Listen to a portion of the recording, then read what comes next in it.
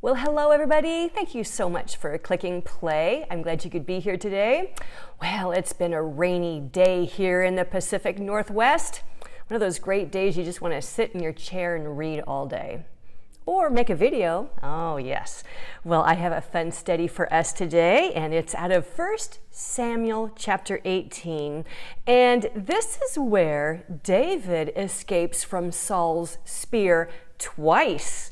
Oh yes, because there are two raptures. There's a pre-trib rapture of the bride and a mid-trib rapture of the church.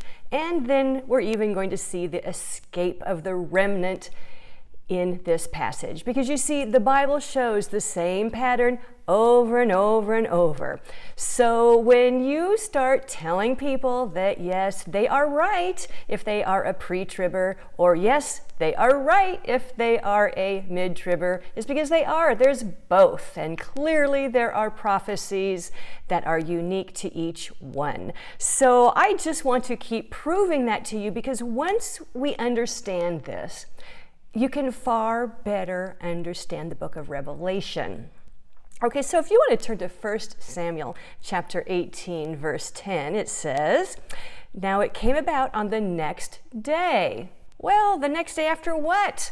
Oh, that was the next day after Saul and David and all the armies come rolling into town after all these victories. You know, Goliath had been slain, and then, there was lots of fireworks going on, and the Philistines were destroyed. And so here comes the armies, and the ladies are singing, and there was a snappy little tune there, went onto Spotify, went viral, and it was making Saul jealous. So the very next day after that song was sung, it says that an evil spirit from God came mightily on Saul, and he raved in the midst of the house. Okay, now that term, in the midst of the house, okay, put that in your back pocket. We're going to refer to that in just a little bit. So he raved in the midst of the house while David was playing the harp with his hand, and a spear was in Saul's hand. Oh, this plays an interesting role down the road later. Okay, so David was playing the harp with his hand as usual, and a spear was in Saul's hand. Verse 11, Saul hurled the spear, for he thought, "I will pin David to the wall." But David escaped from his presence twice. Oh, wait a minute. Did you catch that? See, when you're reading the word, you want to be awake, alert. It says here, David escaped from his presence twice. Well, this will be the first time he escapes. And already the Holy Spirit is telling us there's two escapes. Yes. So here it is. Chapter 18, when David escaped from Saul's spear the first time, we are discovered that there will be a second time. And that will be in the next chapter, chapter 19. All right, so let's stay in 1 Samuel 18. And now let's go to verse 12. Well, so David escapes. That represents the pre-trib rapture of the bride. And now listen to this. And think of Saul as the beast. So verse 12. Now Saul was afraid of David. Oh yeah, that's the bride that escaped. For the Lord was with him, but had departed from Saul. Verse 14. David was prospering in all his ways, for the Lord was with him. We too will prosper in everything we do when we are in our glorified, raptured body. Why? Because the Lord is with us in an even more powerful way, because we are one with the Trinity. Verse 15, when Saul saw that he was prospering greatly, he dreaded him. Yeah, the beast is going to be dreading us. He's going to know about us. He won't see us, but he'll know about us. Verse 16, love this, but all Israel and Judah loved David, and he went out and came in before them. Yes, remember how we teach how we go up, down, because a glorified body can do that. We learned that Christ's resurrected body could do that. We learned that on Resurrection Day and for those 40 days afterwards. So we too will be going up, down, in and out, in and out. All right, but we go home at night and we take Saturdays off. All right, now let's skip to chapter 19. And this is going to talk about when David escaped from Saul's spear twice. Because see, there's left behind people. Yes, that would be the church, because right after the bride goes up, the Jews are grafted into the church. They wake up the sleepy church and they bring in the great harvest. The biggest revival the world has ever seen is going to be happening after the rapture of the bride and before the rapture of the church. So let's start here in 1 Samuel 19, verse 9.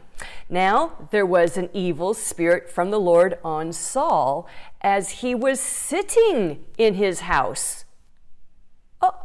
Remember? Pull it out of your pocket. In chapter 18, Saul was in the midst of the house. Well, now he is sitting in his house. So this is mid-trib. The temple will have been built. He's just the beast. Kind of think of it as the beast has just come in and taken his spot on the seat there in the altar. Okay, so, and look at this in verse 19. He's sitting in his house with his spear in his hand. Saul and that spear, the beast and that spear. Well, again, we see David was playing the harp with his hands. Now, this is the church. So, Saul has his spear in his hand, the beast has the spear in his hand, and David, the church now in this situation, is playing the harp with his hand. Verse 10, Saul tried to pin David to the wall with the spear. Now, this is the second time. So, it says, but he slipped away out of Saul's presence. All right, so that he stuck the spear into the wall this time when he hurled it.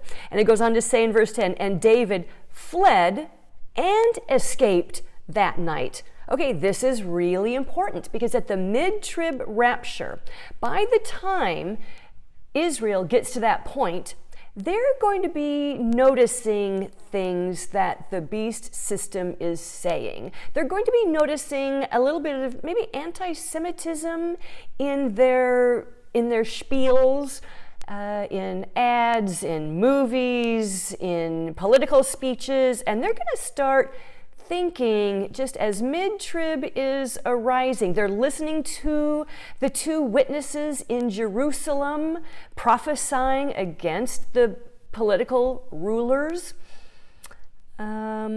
So here in verse 10, we see that kind of simultaneously, I don't know if they're just days apart or what, but we see that some people in Israel, they flee to the wilderness, so that when the rapture happens, we see the mid-trib rapture happening in Revelation verse 11 and Revelation chapter 12. So Revelation chapter 11 and Revelation chapter 12, because it's talking about an event and things that are going on in two places simultaneously. There's going to be some Jews in Jerusalem, and there's going to be some Jews fleeing to the wilderness. Well, as they're fleeing, the rapture occurs, so that's why we see that happen in Revelation 11 and 12. That's the mid-trib rapture of the church.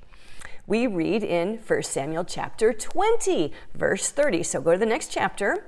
We see there in verse 30, Saul is mad at his son Jonathan. So in verse 33, Saul hurls his spear at Jonathan.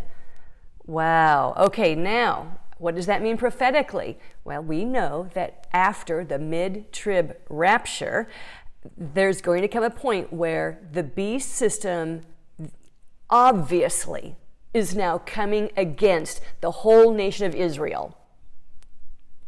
And that's when Israel Those who have, some have already fled. They're already hunkered down in the wilderness. The mid-trib rapture has happened. But now those left behind in Israel who haven't quite figured things out yet, well, they will at this point, because the beast is going to hurl his spear at Jews everywhere. Yes. And that's when Israel realizes, oh, bummer, we picked the wrong king of peace. So then we turn to chapter 22, and where we see David fleeing to the wilderness, living in caves. Well, that is what Israel will be doing. They're going to just disperse, leave the land of Israel. They'll be trying to get to safety anywhere they can. However, those who don't get away, we read the prophecies that they are going to be slaughtered. Many will be caught, captured, taken off to slavery. And we see there in chapter 22, verse 6, that Saul the beast still has his spear in his hand. Look at verse 16. He orders all the priests of Nob to be killed, and Doeg, he kills 85 of them. So that's where we see the nation of Israel being heavily persecuted by the Saul beast system. Look at verse 19. Doeg goes into Nob, kills all the priests, all the men, all the women, all the infants, and even the animals. Wow. Look at verse 20. We see where Abiathar escaped. He runs to the stronghold. Okay, he is a remnant, part of the Jewish remnant, and he finds safety. So here we see the book of Revelation just being played out again in order. The same timeline that I teach here, that there's a pre-trib rapture of the bride, mid-trib rapture of the church. During this whole time in between, there is the great harvest of the church. Israel, the unbelieving part of Israel, is growing in pride and strength. But at mid-trib, when the church goes up, wow, the beast turns on the nation of Israel. They are humbled. That's where Psalm chapter 90, verse 10 comes into play. Their perceived strength and all the pride they gain from that, at Psalm 90, verse 10, they are humbled.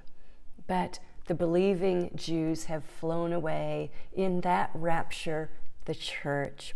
Okay, so now I just want to give us a lot of hope and encouragement. You know how it ends, but we know that this passage, God wants to finish showing us in other parts of the Bible besides Revelation where we can find the timeline. So here it is. Turn to 1 Samuel chapter 31.